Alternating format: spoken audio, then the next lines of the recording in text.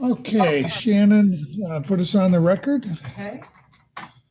This is a matter of Smith versus Sweet Home Properties. Is my microphone working okay? I can hear you, Judge. I can hear you as well. Shannon? John, this is John Brown on Yeah, behalf of hold on just a second, Counsel. I want to make sure my microphone at the bench is working. It is? Yeah, it's working. Okay, sorry about that. So, Mr. Burdell for the plaintiff, Mr. Gibson for the defendant, and this is defendant's motion. Your Honor, I've never seen your courtroom looking neater. It does look very neat. It's Yeah. like that every day. It's a wonderful thing. And there's no defendants in shackles and orange suits lurking in the background. No, we don't get many of those anyway, but Well, that's good. sometimes on abuse and neglect days, we occasionally will get someone who has to be brought over from the jail, but anymore since COVID, they just zoom in from the jail. So Why would we ever go back to doing it the other way? that is exactly my question. I get most of the complaints from people like you. For a lot of lawyers tell me they don't like litigating over Zoom. I say, doesn't make any difference to me. I kind of like it. I hope you keep it. I wouldn't want to do a jury trial over Zoom because you couldn't see the jurors rolling their eyes and like thinking you're full of it. But I think motion practice is great.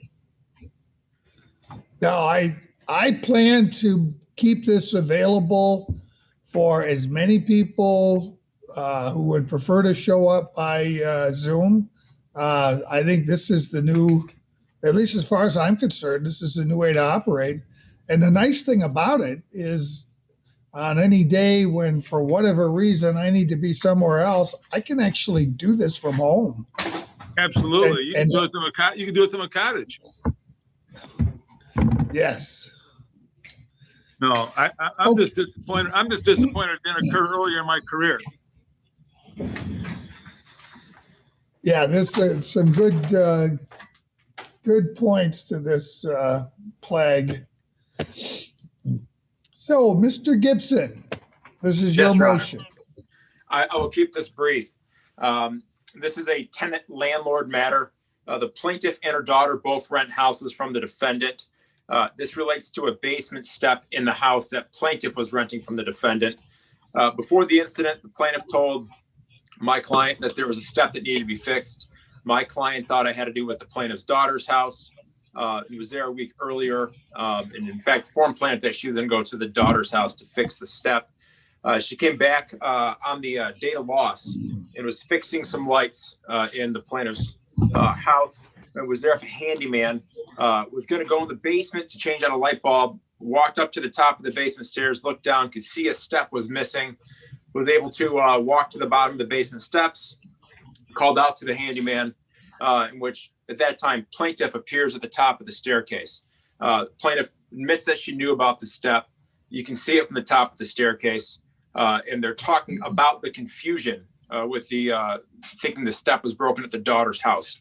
And then for reasons I don't really know, the plaintiff decides she's going to walk down these steps that she has no reason to use, admits she hasn't used them in months, to try to hand my client a light bulb. My client, who is Chinese. Let me ask you, because I want to make sure this is clear. My understanding is that this basement was not a common area, but was in fact leased to the plaintiff. Isn't this part of her premises? It is part of her house. Well, why would you say she's got no reason to use part of the house that she's renting? What I'm bringing up is that she doesn't normally use this staircase. This is not a situation where it was something that she had to encounter every day, and which really actually isn't that important. The major thing is that they're standing there talking about a step. For some reason, she starts walking down the steps, with a light bulb and didn't have to. She chose to encounter the step, and she also doesn't know why she fell. She admits that in her deposition, that ultimately she does not know why she fell. This is somebody who has trouble walking, and my client didn't see her fall. Doesn't know why she fell. All we know is that she ended up with part of her leg where the step is missing. And so we do know that. Yes. I mean, we do know that she fell. We do know that there's a missing step at the place where she fell. Isn't it reasonable to assume that she fell because there was a missing step? I think that there can be, I think the key part of that is we're assuming. The second part is that there are other assumptions that can be made. She could have fallen before the step and simply stopped where that step was missing. This is somebody who has trouble walking, and we have two other people who were able to go up and down those steps without an issue that day: the handyman and the defendant herself. Without an issue, meaning they didn't fall? Yeah, they were able to safely go up and down the steps without falling. All I'm saying is that an average person was able to use those steps to appreciate that a step was missing, was able to go up and down the steps, and ultimately they were able to fix it, which they would have done had the plaintiff simply not chosen to walk down those steps at that moment. Is there no photograph available of what this stairway looked like at the time of the incident? That is correct. There's no photograph. What happened is my client and the handyman helped the plaintiff up the stairs. The handyman simply grabbed the step, put it back where it was supposed to be, and put some screws into it. And now that's how it looks. That was how it was fixed. And there's no photograph, to answer your question, of how it looked at the time. You done, Paul? I've said more than enough, I'm sure. Talking too much. Your Honor, there's questions of fact on a lot of these things. My client testified that the step was broken. There was a hole in the step, and that she stepped. She knows why she fell. She said she stepped in the broken step and lost her balance. And then the defendant is in the basement and says she pulls her out of the hole. So whether or not the step was missing, or whether or not there was a hole, but no question, my client says she stepped on the step was broken, and she had to go in the basement because that's where her washer and dryer was located.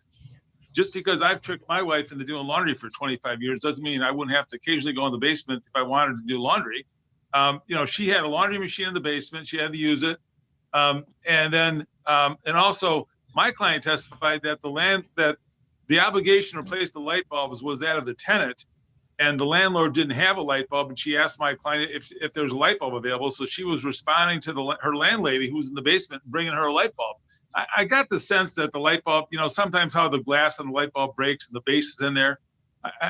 Some of my memory is kind of that there was more to it than just putting in a light bulb. But in any event, my client testified that the landlady asked him for a light bulb and she brought it to her.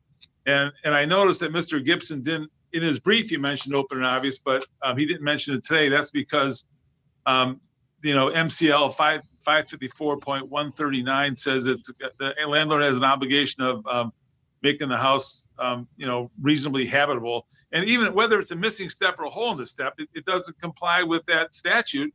And what Mr. Gibson is really arguing about other people going up and down, that really goes to open and obvious, whether a person would notice it upon casual observation. It is inapplicable to a negligence case under the statute.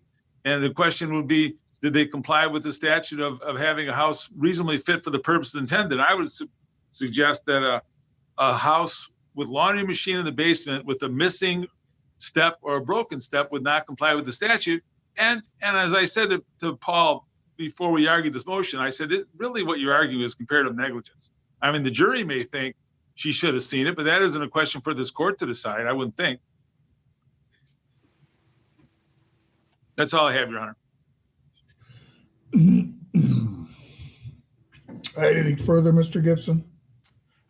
The only thing I would say is that the landlord's duty to, first of all, fit first intended use. What I'm saying is that when she's able to go up and down the steps, it's fit first intended use. But that being said, keeping the premises in reasonable repair when they're talking about the step right then, my client needs an opportunity to fix the step before the plaintiff just decides to walk down those steps for no reason. She admits she could have told my client to come up the steps. She admits that she simply could have asked for the step to be fixed at that point in time. She didn't need to take this upon herself. And that statute shouldn't be extended to a landlord having to protect a plaintiff against herself. All right. Thank you, gentlemen. I'm satisfied that there indeed are questions of fact that prohibit the court from granting summary disposition. The plaintiff's testimony was quite clear in my mind that although she may not have fully understood the mechanism of how she fell, she certainly knows she ended up in a hole where there should have been a step. And we even have corroboration of that by the defendant. I think indeed there are questions of fact. I'm going to deny your motion. Mr. Burdell, you'll submit an order to that effect? I will. Thank you, Judge. It was nice almost seeing you. Thanks, Judge. Have a good day, gentlemen. Take care, Your Honor. Thank you. Have a good one.